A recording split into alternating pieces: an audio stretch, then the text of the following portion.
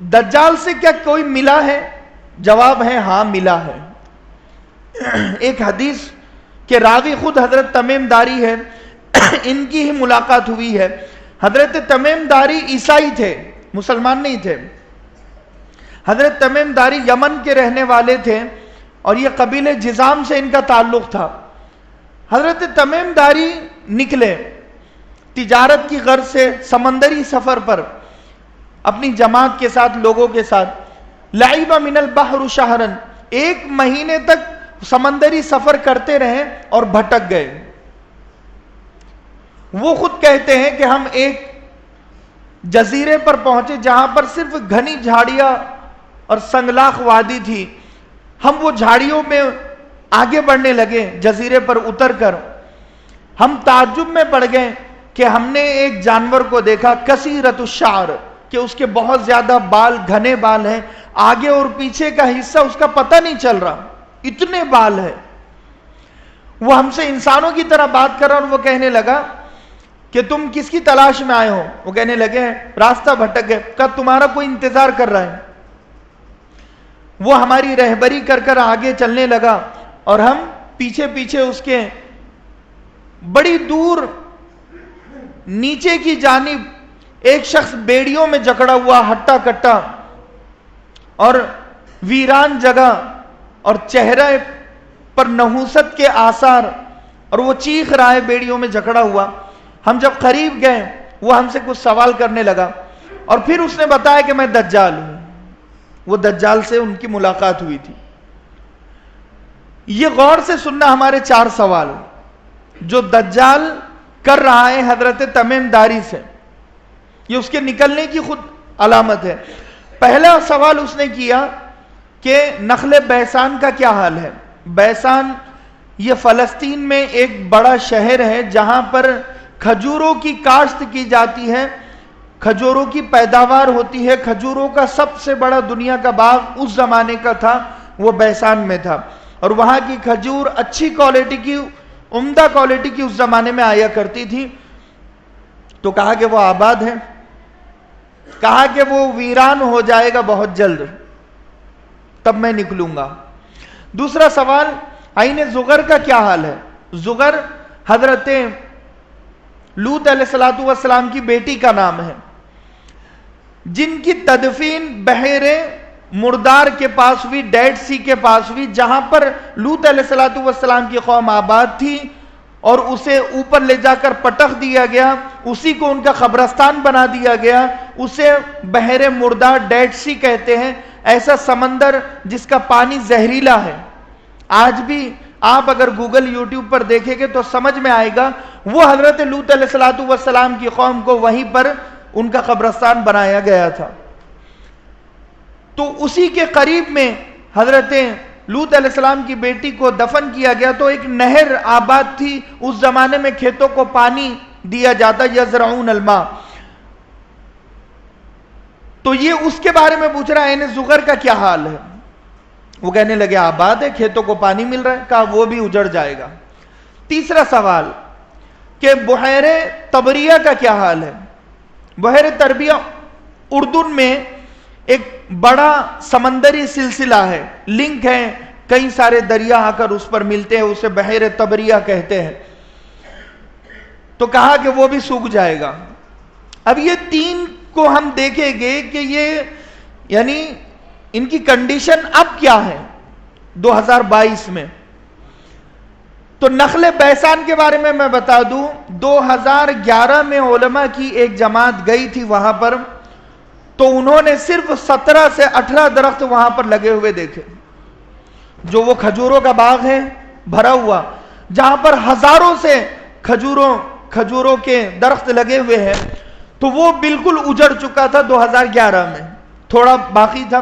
اب 2022 چل رہا ہے، اس کا مطلب کہ وہ نشانی پوری ہو چکی ہے، نخل بیسان اجڑ چکا ہے۔ دوسرا کہا اس نے عین زغر۔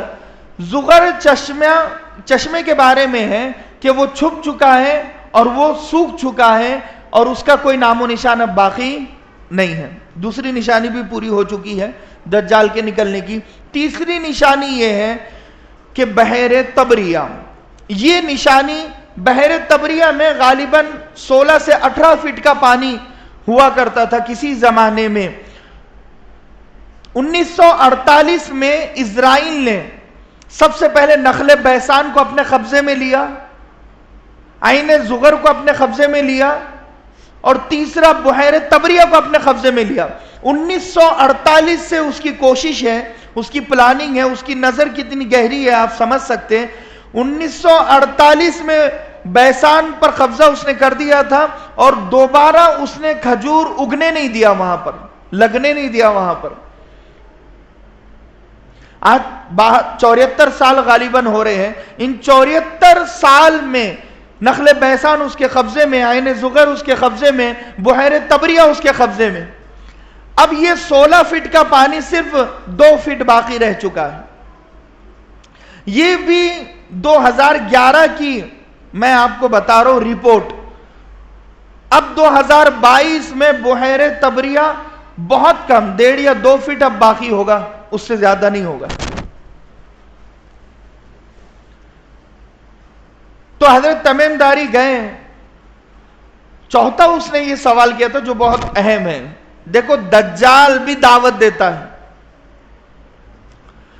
اس نے کہا کہ مکہ میں کوئی شخص ہے جس نے کچھ کہا کہ ہاں ایک شخص ہے جس نے نبی ہونے کا دعویٰ کیا ہے۔ کہا اس کی بات مان لو، جو اس کی بات مانے گا وہ میرے فتنے سے بچے گا، جو اس کی بات نہیں مانے گا وہ میرے فتنے میں پڑے گا۔ میرے زمانہ ایسا ہوگا کہ میں کسی کا ایمان سلامت رہنے نہیں دوں گا۔ یہ دجال کہنا ہے۔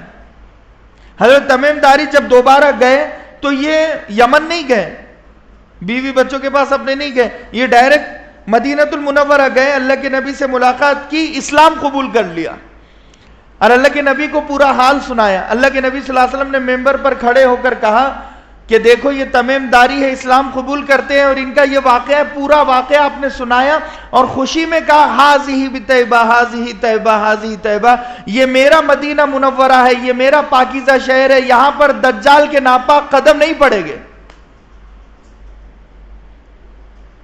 یہ حجاز مقدس کی شان ہے، عرب کی شان ہے، لیکن آج وہاں پر بے حیائی، فحاشی، عریانی بڑھ چکی ہے۔ کیا یہ لوگ سعودی عرب میں رہ سکے گے جو ابھی ہیلووین منا رہے ہیں، بے حیائی بے شرمی کہہ رہے ہیں؟ نہیں رہ سکے گے۔ 3 زلزلے آئیں گے، 3 زلزلے آئیں گے قیامت سے پہلے مکہ اور مدینہ میں۔ اللہ تبارک و تعالی ہر زلزلے سے بے حیا لوگوں کو مکہ اور مدینہ کی سرحد سے باہر پھینک دے گا۔ بولتے ہیں نا لوگ مکہ میں جا کر بس جاؤ، مدینہ میں جا کر بس جاؤ، وہاں پر کچھ بھی کرے گے تو دوسروں کی برکت سے کلمہ نکل جائے گا۔ بھائی یہ کچھ نہیں ہونے والا ہے۔ مکہ اور مدینہ پاک جگہ ہے، وہ پاک اللہ کر کے رہے گا اسے۔ تو یہ حضرت دجال کی ان سے ملاقات، 40 دن وہ پوری دنیا میں گھومے گا۔ 40ویں دن حضرت عیسیٰ علیہ السلام آسمان سے اترے گے۔ حضرت عیسیٰ علیہ السلام کا پہلا دن ہوگا اور آخری دن دجال کا وہ ہوگا۔ دمشق کے مشرقی مینارے پر حضرت عیسیٰ علیہ السلام 2 زرد رنگ کی چادریں اوڑے ہوئے، اور پانی ٹپک رہا ہوگا آپ کے بالوں سے، اور آپ دمشق کے مشرقی مینارے پر، مسجد کا مینارہ نہیں ہے۔ بعض لوگ، ایک نوجوان میں نے اسی بیان کیا تو وہ کہنے لگا مولانا مینارے پر کیسے اترے گے؟ میں نے کہا مینارے سے مراد یہ مینارہ نہیں ہے۔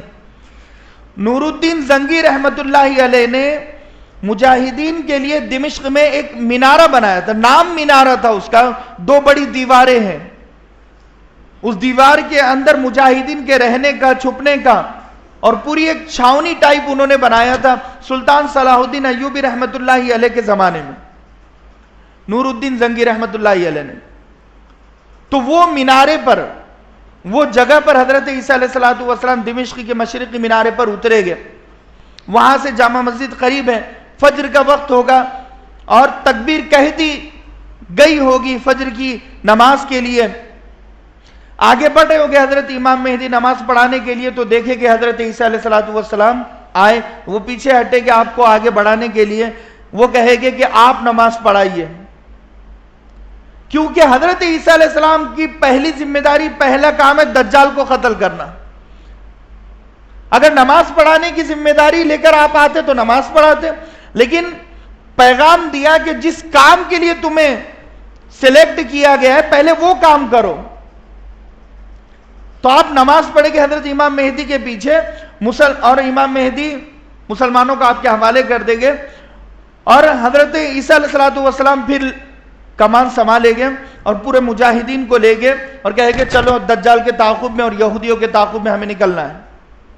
اب یہ نکل رہے دمشق سے، تو دجال گھوم پھر کر باب لد پر آ جائے گا جو فلسطین میں ہی آباد ہے۔ اب یہ دونوں کا آمنا سامنا ہو رہا ہے کیونکہ یہ پوری دنیا گھوم چکا ہے، اب اس کا آخری دن ہے۔ یہ لوٹ کر وہاں پر آیا، 40 دن تک اس کے ذہن میں بات نہیں آئی کہ میں شہر غوطہ جاؤں۔ 40ویں دن اللہ تبارک و تعالیٰ اس کے ذہن میں ڈالے گا کہ بھائی تو وہ چھوٹ گیا ہے وہاں پر چلا جا۔